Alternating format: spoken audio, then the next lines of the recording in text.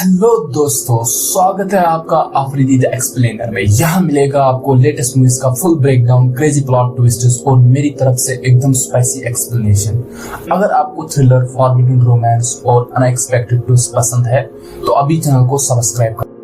Movie start होती है एक अंडरग्राउंड बॉक्सिंग से। वहां पे सब लोग पैसे लगा रहे होते हैं फाइटर्स के ऊपर। वहीं पे हम दो दोस्तों को देखते हैं, विक्टर और वसीम। विक्टर अंधा होता है और वसीम उसको बोल रहा होता है कि फाइट में क्या हो रहा है। अब जब फाइट खत्म होती है तो वहां से निकलने लगते हैं। वसीम को बड़े भाई की कॉल आती है जिसका नाम तारिक है। तारिक उसको बोलता है कि तुम भी हमारा बिजनेस ज्वाइन करो, लेकिन वसीम नहीं मानता है और बोलता है कि मैं ये गंदा काम नहीं करूंगा। तारिक उसको बोलता है कि जो ये तुम काम कर रहे हो वो ठीक है क्या? फाइटर्स पे पैसे लगाना ऐसे तुम कब तक करोगे? तुम भी इसी बिजनेस में आ जाओ। लेकिन वसीम नहीं मानता है और कॉल कट कर देता है। वसीम तारिक को बोलता है कि मेरा बड़ा भाई ड्रग्स के बिजनेस में आ चुका है और वो मुझे भी लाना चाहता है उसी बिजनेस में, लेकिन मैं वो काम नहीं करना चाहता हूँ। विक्टर बोलते बोलते आगे चला जाता है। वो एक गाड़ी से टकरा जाता है।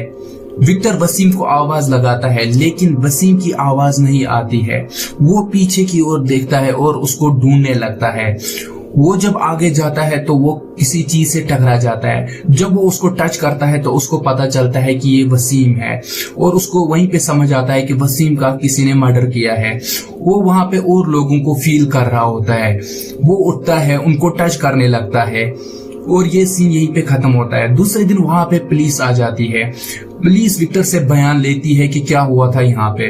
विक्टर बोलता है कि मैं आगे जा रहा था, वसीम पीछे से गायब हो गया और उसका किसी ने मर्डर कर दिया और वो लोग डिफेंडर में आए थे। पुलिस वाले बोलते हैं कि तुम्हें कैसे पता कि वो लोग डिफेंडर में आए थे?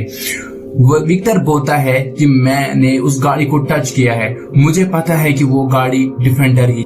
पुलिस वाले तारिक से मिलने आते हैं। तारिक उनको बोलता है वसीम बैटिंग भी करता था।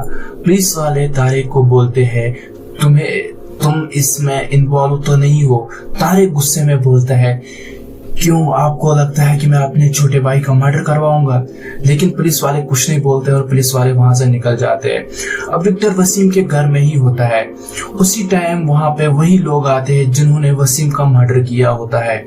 विक्टर उनके परफ्यूम से उनको पहचान जाता है और उसको पता चलता है कि ये लोग वही है। और वहीं पे हमें पता चलता है कि वो लोग तारिक से मिले हुए हैं। विक्टर वहां से निकलने लगता है और उनको भी शक हो जाता है कि विक्टर को पता चल गया। विक्टर अपनी गर्लफ्रेंड को कॉल करता है और बोलता है कि मुझे तुमसे मिलना है, मुझे तुम्हें कुछ बोलना है। उसी टाइम उसको वो लोग किडनैप करके लेके जाते हैं और एक केमिकल फैक्ट्री में लेके जाते हैं। वहां पे सब लोग होते हैं और जो उनका बॉस होता है उसका नाम रसल है।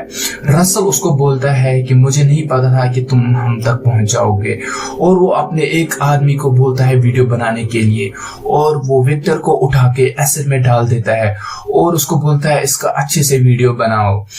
दूसरे दिन हम देखते हैं आयशा पुलिस स्टेशन में होती है। आयशा पुलिस वालों को बोल रही होती है विक्टर ने मुझे कॉल की थी और वो मुझे बोल रहा था कि मुझे तुम्हें कुछ बोलना है। तब से विक्टर मिसिंग है। पुलिस वालों को भी पता चल जाता है कि ये वही है जो वसीम का फ्रेंड है, और वो आयशा को बोलते हैं कि तुम जाओ, हम खुद देख लेंगे, जैसे हमें कुछ पता चलेगा हम तुम्हें इन्फॉर्म कर देंगे। पुलिस वालों को एक कॉल आता है और बोला जाता है कि हमें एक बॉडी मिली है। पुलिस वाले जब वहां पहुंचते हैं तो वो देखते हैं कि ये बॉडी पूरी जली हुई है।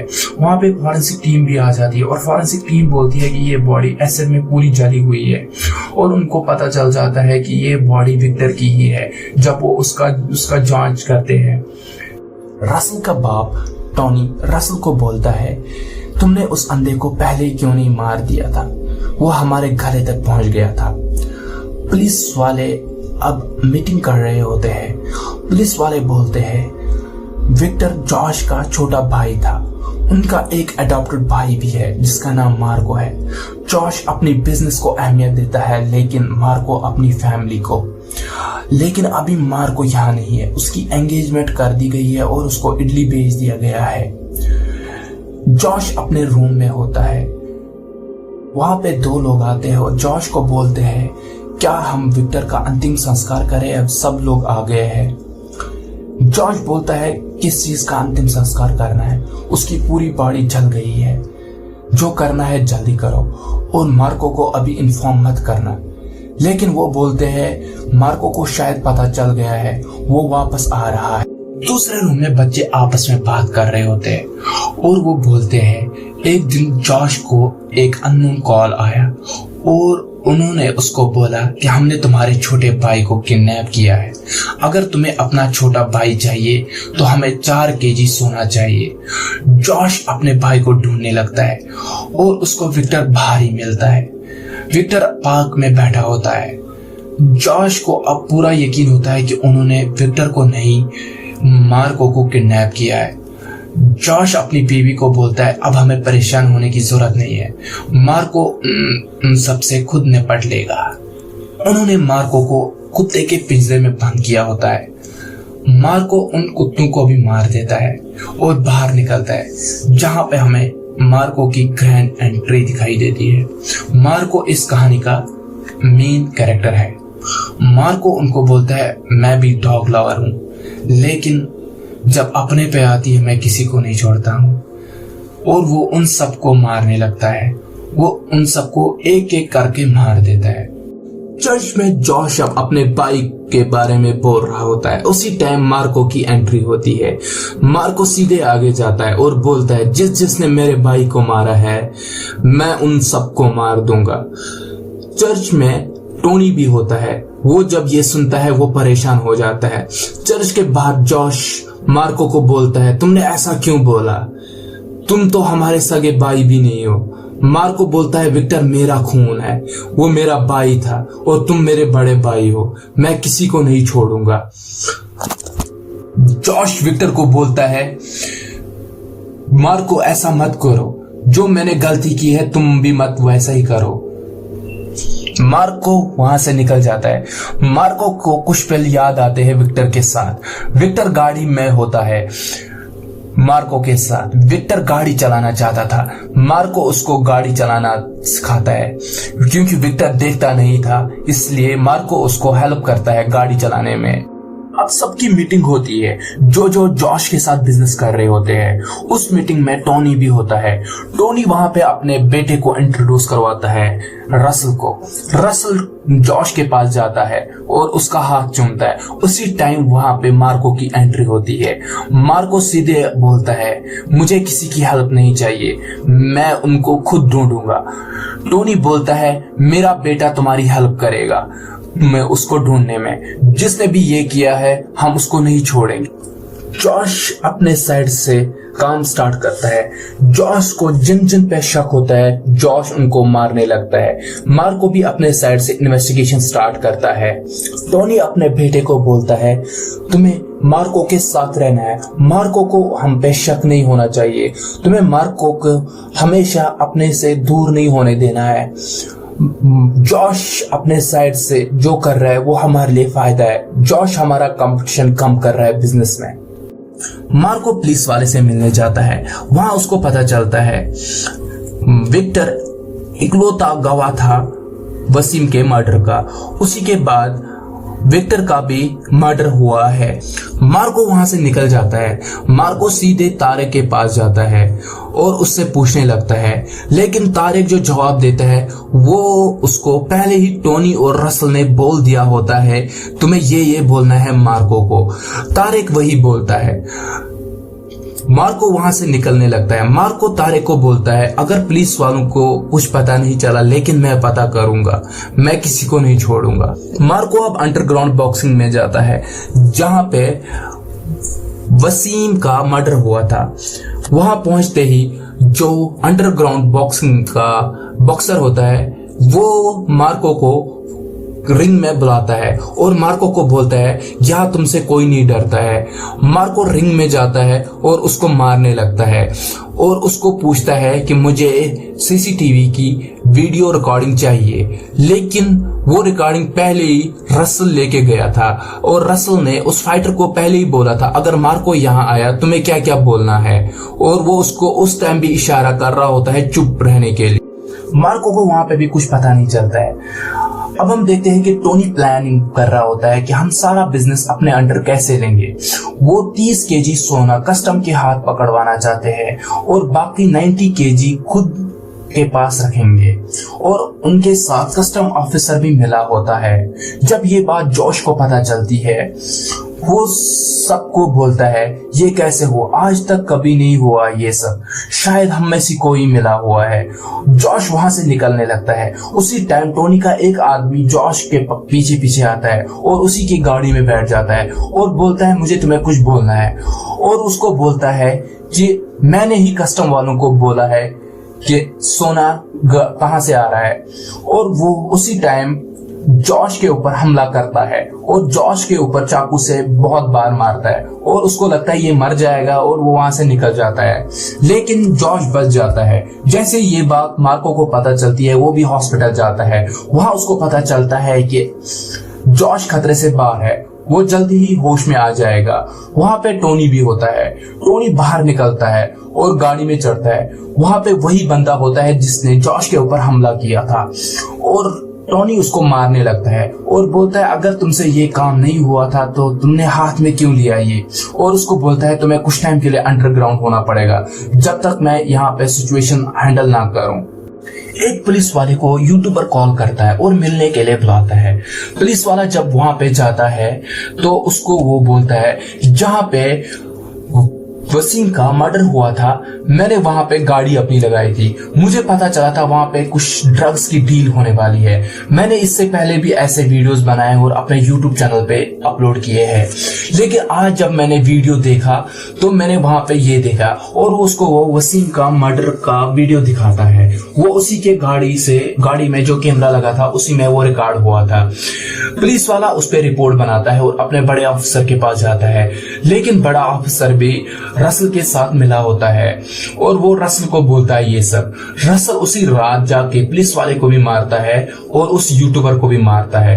लेकिन पुलिस वाले को पहले ही शक था ऐसा कुछ हो सकता है। पुलिस वाले ने जो जॉश का पर्सनल डॉक्टर होता है उसको एक पेन ड्राइव दी होती है और बोला होता है जैसे जॉश होश में आएगा तुम्हें ये पेन ड्राइव उसको देनी है। जैसे ही जॉश को होश आता है डॉक्टर उसको वो वीडियो दिखाता है जहां पे वो रसल को देखता है वसीम को मारते हुए। जॉश उठ के मार्को को कॉल करता है और बोलता है मार्को वसीम का मर्डर रसल ने किया है और मैंने उसी के हाथ पे जलने का निशान भी देखा है। उसी ने विक्टर का भी मर्डर किया है। जैसे ये बात मार्को को पता चलती है वो साइड में देखता है, वहां पे रसल भी होता है और वो ये बात सुन रहा होता है। रसल के आदमी मार्को को पकड़ने लगते हैं। रसल उसको बोलता है हाँ मैंने ही विक्टर को मारा है, मैंने वीडियो भी बनाया है तुम्हें दिखाने के लिए। और वो उसको बोलने लगता है मैंने उसको कैसे एसिड में जला के मारा और मैं तुम्हें भी मार दूंगा। वो अब जंगल में जाते हैं। वहां पे उन्होंने मार्को को बांध के रखा है और उसके एक आदमी को भी पकड़ के रखा है।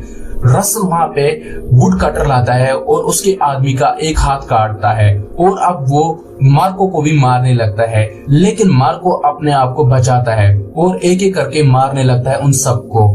जैसे वो सबको मारता है वो अब रसल को भी मारने लगता है और रसल को जब वो मारने लगता है उसी टाइम टोनी का कॉल आता है। टोनी उसको वीडियो कॉल करके बोलता है मैंने विक्टर की गर्लफ्रेंड को किडनैप किया है, उसके पेट में विक्टर का बेटा भी है। अगर तुम्हें ये दोनों सही सलामत चाहिए तुम्हें मेरे बेटे को छोड़ना होगा। मार्को रसल को वहां से जाने देता है। मार्को जब ये बात जॉश को बोलता है, जॉश उसको बोलता है वो विक्टर का खून है, हमें उन दोनों को बचाना है, चाहे हमें कुछ भी देना पड़े, सारा बिजनेस देना पड़े, हम उन दोनों को बचाएंगे। मार्को वहां से निकल जाता है। मार्को उस बंदे को वहां से लेके आता है जो अंडरग्राउंड हुआ था, जिसने जॉश के ऊपर हमला किया था, और उसको एक कंटेनर में बंद करता है और उसको बोलता है अगर तुम्हें कुछ बोलना है अभी बोलो, 1 घंटे के अंदर तुम्हारी मौत हो जाएगी, मैंने यहाँ पे जहरीली गैस रखी है। और वो उसके सामने फोन रख देता है और बोलता है अगर तुम्हें पता है आयशा कहाँ पे है तो मुझे कॉल करना। मार्को वहां से निकलने लगता है। वो बंदा जल्दी मार्को को कॉल करता है और बोलता है आयशा कहाँ पे है और उसको एड्रेस देता है और बोलता है कि मुझे अब बचाओ यहाँ से, मुझे यहाँ से निकालो। लेकिन मार्को कॉल कट कर देता है। जैसे कॉल कट होती है वहां पे एक ब्लास्ट होता है और वो बंदा वहीं पे मर जाता है। मार्को अब उस एड्रेस पे पहुंच जाता है जहां पे उन्होंने आयशा को रखा होता है। वो वहां पे बहुत गुंडे होते हैं, वो उन सबको मारता है, वहां पे एक एक करके मारता है। जैसे वो वहां पे पहुंच जाता है जहां पे आयशा होती है, लेकिन वो आयशा नहीं कोई और लड़की होती है। उसी टाइम टोनी आता है वहां पे और बोलता है मुझे जैसे ही पता चला तुमने उस बंदे को किडनैप किया है, मैंने ये प्लान बनाया, मैंने उसको किसी और जगह पे शिफ्ट किया है। अगर तुम्हें वो दोनों चाहिए तुम्हें मुझसे डील करनी पड़ेगी, तुम्हें सारा सोना मुझे देना पड़ेगा। और वहां से निकल जाता है। अब उनकी डील हो जाती है। डील में वो सारा सोना उनको देने के लिए तैयार हो जाते हैं। मार्को और उसका आदमी रसल के पास जाते हैं एक सूटकेस लेके जिसमें उसको लगता है कि उसमें सोना है। लेकिन जैसे रसल उसको खोलता है उसमें टोनी का एक हाथ कटा हुआ होता है। वो ये देख के परेशान हो जाता है। मार्को उसको बोलता है तुम्हें क्या लगा खेल तुम्हारे अंडर है, ये सारा खेल मेरे अंडर है। आयशा को अभी छोड़ दो, मैं तुम्हें तुम्हारे बाप का एड्रेस दूंगा अगर तुम्हें उसको बचाना है। रसल आयशा को जाने देता है और मार्को उसको बाप का एड्रेस देता है। रसल जैसे ही वहां पहुंचता है, रसल जैसे ही गेट ओपन करने लगता है उसको पता चलता है यहाँ पे ट्रैप बिछा के रखा है। वो खिड़की तोड़ के अंदर जाता है और अपने बाप को उस ट्रैप से आजाद करता है। लेकिन एक बंदा गेट ओपन करता है। जैसे वो गेट ओपन करता है वहां पे एक बम एक्टिवेट हो जाता है जो टोनी के चेयर के नीचे लगा होता है और वो परेशान हो जाता है। रसल जैसे ही उसको देखता है रसल वहां से भागने लगता है। रसल बाप को बोलता है तुम चेयर से नहीं उठना और वहां से भाग जाता है। लेकिन टोनी उठ जाता है जिसके कारण वहीं पे टोनी की मौत हो जाती है। ये सब देख के रसल बहुत परेशान होता है और रसल अब अपने भाई के पास जाता है। उसका और एक भाई होता है और वो उसको बोलता है उन्होंने हमारे बाप को मार दिया। उसका भाई उसको बोलता है उसके घर में कौन कौन है। वो रसल उसको सब कुछ बता देता है। रसल उसको बोलता है वहां पे विक्टर की गर्लफ्रेंड भी है जो प्रेग्नेंट है। वो हंसने लगता है और बोलता है हम सबको मार देंगे, किसी को नहीं छोड़ेंगे। रसल का भाई अब घर आता है और अपने बाप के फोटो की ओर देखने लगता है और बोलता है कि अब हम उनके ऊपर हमला करेंगे। उसी रात हम देखते हैं आयशा को पेन स्टार्ट होती है। जॉश डॉक्टर और एक नर्स को घर ही बुलाता है आयशा की डिलीवरी के लिए और बोलता है उनको जो भी तुम्हें चाहिए हम आपको देंगे, तुम बस इसकी डिलीवरी यहीं पे करवा दो। लेकिन उसी टाइम रसल और उसका भाई घर के बाहर आते हैं और वो घर के ऊपर हमला करने लगते हैं गोलियों से और ग्रेनेड भी फेंकते हैं जिसके कारण वो पूरा घर जलने लगता है। जॉश अपने भाई मार्को को बोलता है तुम आयशा का ख्याल रखो और अपनी बीवी को बोलता है तुम बच्चों का ख्याल रखो, मैं देखूंगा कौन आएगा हमारे घर में। लेकिन जैसे वो गुंडे आने लगते हैं वो बहुत ज्यादा होते हैं, वो उनके ऊपर हमला करते हैं। जॉश उनके ऊपर हमला वापस करता है और एक एक को मारने लगता है और जैसे वो उनको मारने लगता है उसके ऊपर हमला हो जाता है और उसको पकड़ते हैं। मार्को भी लड़ने लगता है लेकिन वहां पे बहुत आदमी होते हैं और वो उनसे लड़ नहीं पाता है। उसका भाई जैसे अंदर आता है वो उन दोनों को सामने रखता है और एक एक बच्चे को लाके उनके सामने मार देता है। वो मार्को की माँ को भी उसके सामने मार देते हैं, वो उसकी बहनों को भी मार देते हैं, बच्चों को भी मार देते हैं, किसी को नहीं छोड़ते। ये ब्रूटल सीन मैं आपको कैसे दिखाऊं समझ नहीं आता है। ये ब्रूटल सीन इतना खतरनाक है, आज तक मैंने ये किसी भी मूवी में नहीं देखा। इतना खतरनाक ब्रूटल सीन है ये। और ये अब हम देखते हैं आयशा चिल्लाने लगती है क्योंकि उसको पेन हो रही होती है। जैसे रसल का भाई ये सुनता है वो हंसता है और वहां जाता है और वो उस डॉक्टर को भी मारता है और उस नर्स को भी और आयशा की ओर देख रहा होता है। वो आयशा के पेट पे जोर से धक्का देता है और उसका बच्चा बाहर निकालता है और आयशा को वहीं पे मार देता है और वो उस बच्चे को नीचे लाता है। मार्को और जॉश के सामने और मार्को को बोलता है, मार्को तुम्हें मारना कोई बड़ी बात नहीं है इस टाइम, लेकिन तुम्हें फील होना चाहिए मरना किसको बोलते हैं, पेन क्या होती है, और वहां से निकल जाता है। मार्को वहां से उठ के सब देखता है, वहां पे कोई जिंदा नहीं होता है। मार्को आयशा की रूम में जाता है, वहां पे आयशा भी मरी हुई होती है।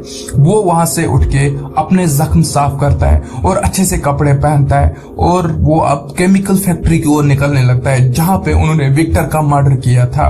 वो जब वहां पहुंचता है तो वहां पे बहुत गुंडे होते हैं और वहां पे रसल और उसका भाई भी होता है और वो हंसने लगते हैं और बोलते हैं, मार्को तुम्हें अब जिंदा नहीं छोड़ेंगे हम। मार्को झगड़ा करने लगता है, मार्को उन सबको मारने लगता है एक एक करके, और जैसे वो उसको नजर पड़ती है वहां पे विक्टर का बेटा अभी जिंदा होता है। वो उसकी ओर भागने लगता है, लेकिन रसल और उसका भाई उसके ऊपर हमला कर देते हैं। मार्को रसल के भाई को मारने लगता है, रसल पीछे से आके उसके ऊपर हमला कर देता है। मार्को रसल के ऊपर भी हमला बैक करता है और उसका दिल बाहर निकाल देता है, जिससे रसल की वहीं पे मौत हो जाती है। रसल का भाई जब ये देखता है वो दौड़ के विक्टर के बेटे को उठाता है और उसको भी एसिड में डालने लगता है और मार्को को वहीं पे रुकने के लिए बोलता है, लेकिन मार्को जल्दी से एक चाकू उठा के उसका सिर काट देता है और उसको बचाता है वहां पे। और ये मूवी यहीं पे खत्म होती है। अगर आपको ये वीडियो पसंद आया तो मूवी को लाइक कर दो और चैनल को सब्सक्राइब करना। मिलते हैं हम नेक्स्ट वीडियो में।